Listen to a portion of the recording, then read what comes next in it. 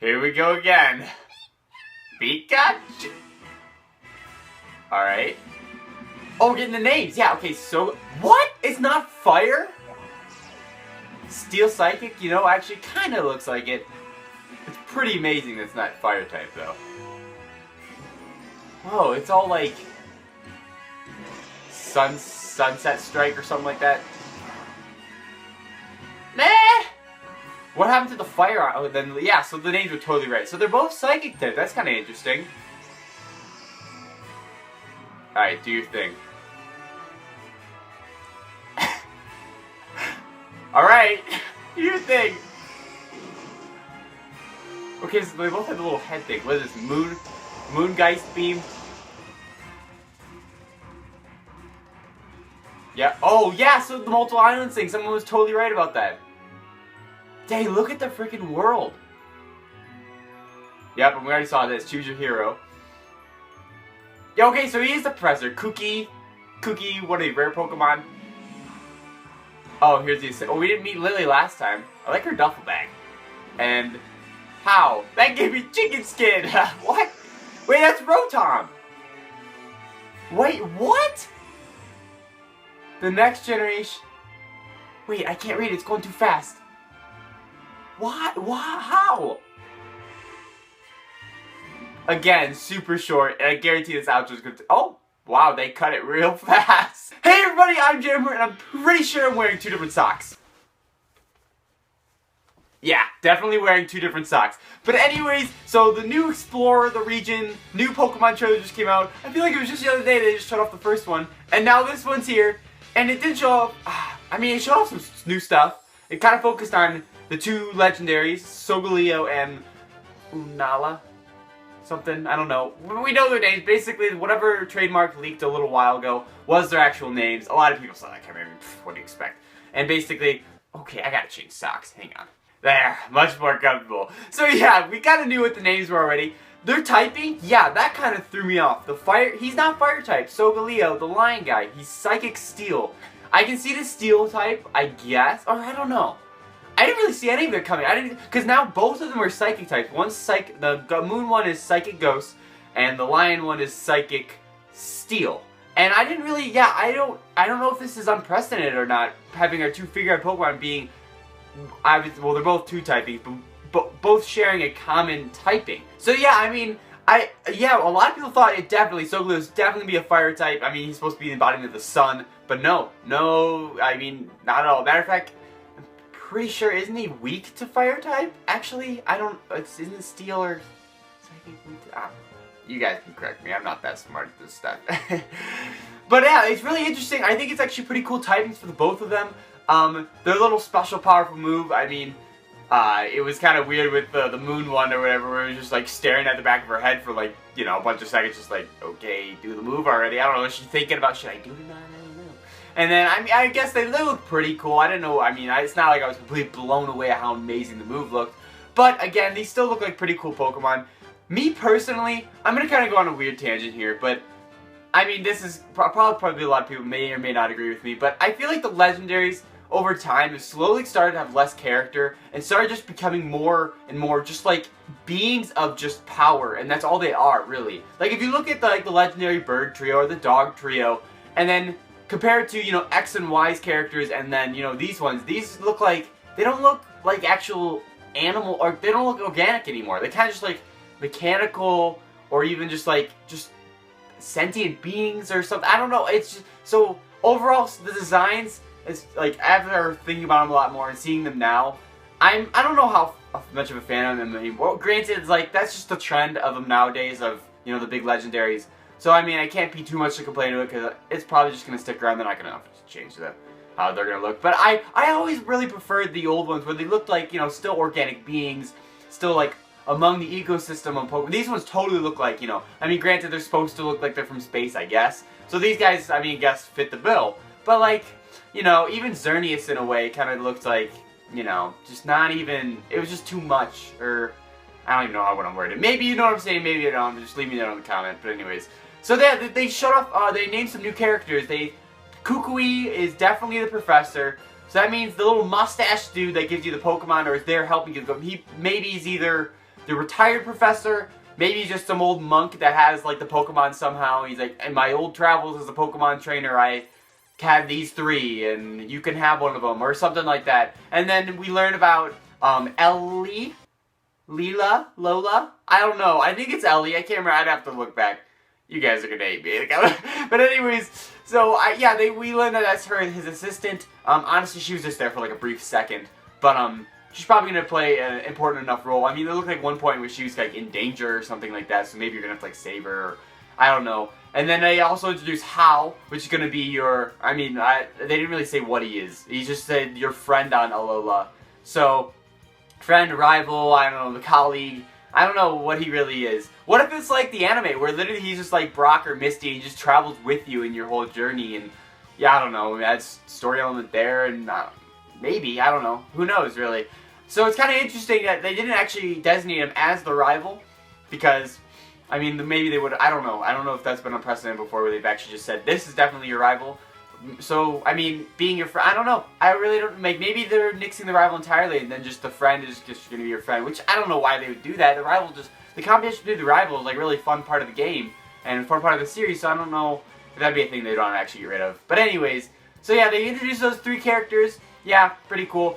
What blew my mind is, okay, Rotom is the Pokedex. Like, okay, who saw that coming? Like, what? So can you still, first of all, can you still catch Rotom?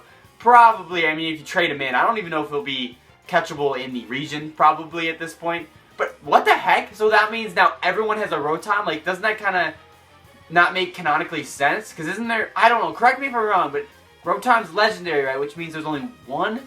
Or is there like a bunch of them since he's like artificially manufactured or something weird? I don't know, it kind of confused me, but I mean, it's cool. I kind of like the fact that your Pokedex actually has like a personality, like a Siri to it almost, where you can talk to it, engage with it, like it'll, you know, give you like tutorials and tell you where to go and what to do, and maybe it'll help you navigate through the menus. And I actually like this idea of the Pokedex, because I mean, going back to even the first season of the anime where the Pokedex would talk to Ash and like not only just tell him about the Pokemon, but it actually would give him like tips and like be like, Ash, you are screwed. Do not put Squirtle against Ivysaur, you know, type, and have like a little bit of a personality to it almost. So maybe having Rotom as that character, as that Siri, I guess, would actually be pretty beneficial, and I think it's gonna be kind of fun. It totally threw me off though, so and then the text was going too fast, so I actually should probably go back and look and see what he was saying. But yeah, that's really interesting that he's gonna be your Pokedex, and I mean, whether it's the canon sense or not, I mean, I don't know. Maybe there is multiple of them, but regardless, I mean, I think it's good inclusion to have. I mean, that's another partner basically to your, you know, story, another character you can engage with that you literally just can pull out your pocket whenever you need it. I mean, it'll basically be like a I don't know, like a Navi, I guess, in a way, like in Zelda to Navi, Link to Navi. It's kind of like this Rotom Pokedex to you. Maybe, I mean, maybe it'll work kind of like that. Not obviously talking for you like it does in Hyrule Warriors, but maybe like help you navigate, maybe giving you tips. You know, just stuff like that, and making accessibility, I don't know, I think it's going to add some charm to the whole Pokedex thing, besides just being a menu, you know? And then, what was the other thing that blew my mind? Oh yeah, they showed off the multiple islands, and whoever, I know Game has been talking about it, I know some other people talk about it too. Since it's Hawaii, of course they're going to talk about more, or a lot of people are saying, of course, yeah, they're definitely going to do some more islands. And yeah, they're totally right. I think there was 4 on the screen, like that we saw so far. And then a lot of people are speculating that the 5th one would have been the Elite 4, which would make sense then if they'd only show off the 4, and maybe there'd be some small islands in between. And it's definitely confirmed, since there's multiple islands, that there's going to be a lot of surfing, or they're going to have to have some way of traveling with ease between the between the islands. And I really think that the idea of soaring in Omega Ruby, allergies. So I think the concept of soaring from Omega Ruby F Sapphire is actually, I think they were just kind of testing it in that game. I think it's going to be a really big inclusion in this game. Maybe even replacing flying entirely and making all the Pokemon you teach Fly to actually have the ability to actually soar instead. And then you'll be able to ride on top of, you know, Pidgeotto or whoever you'll be able to catch, you know, as a bird Pokemon, and be able to actually, I don't know, engage that flying, and maybe even have like enemy encounters in the air as well. I mean, not as much as sailing, of course, don't get me wrong. I know it had a little bit in Omega Ruby. I mean, I know there was like those storm clouds where there was like, it would trigger specific events, like little special Pokemon events. But instead, what if it was like, you know, you had a flock of seagull flying by, and if you ran into it, and your guy's like, ah! And then all of a sudden you're fighting like 3 of them, you know, or something. I mean, that'd be kind of funny, and you're still riding your Pidgeotto or whatever you're riding. So, I mean, that'd be an interesting. I definitely feel like that's probably going to be incorporated in this game. I don't feel like that's going to be something they, you know, kept exclusive to 2 Pokemon, just Latias, Latios in those games. So not to use that again. I mean, it wasn't to its full potential. That's why I feel like they can really expand upon it here, especially with the fact that they're going to be traveling a lot between a bunch of different islands and all over the place. I mean, who knows, you might be having to go back and forth between, like, let's say you go to the new island and you're talking to somebody and all of a sudden, hey, can you go back to Kukui and ask, I need my Pokewalker. So you fly back, grab Poke, you know, just stuff like that. I mean, not the best example, but maybe they can incorporate some stuff like that. But overall, this trailer was pretty sweet. It was only a few minutes long. I mean, granted, it didn't have as much information as really the last one. I mean, comparatively, it had less gameplay, but it was actually more focus rather than just showing off gameplay. It showed off, like, you know, the legendaries, got their names, got their typing, which, wow, what do you guys think about that? And then it showed off their moves. We saw, you know, that there's actually multiple islands, which, I mean, we pretty much knew. Definitely cool. Oh, yeah, and they did show off some gameplay. Not a lot, but it still shows, okay, there's not any more, like, we still don't see any tall grass as far as I can see. And a lot of the landscapes, like, this is, like, almost, this looks like, so far, the 3D Pokemon we've always wanted. Like, it really does, because you can see, like, the landscapes going, it's really not just a flat look. I mean, granted, X and Y had, like, cool camera angles when you're in the city, but this, like, you're on the routes. You're, you know, going anywhere, and basically, it looks like almost close to what we've been envisioning for 3D Pokemon since, you know, since ever, you know? I mean, the only thing it's missing is to be able to have your Pokemon out whenever you want and just hang out with them. That'd be awesome. That needs to happen. Like, the Heart Gold Soul Silver thing, first charity Pokemon falls behind you, that would be so amazing. I know it's hard to be feasible, we're trying to be realistic. I mean, how could you have a Wailord following you?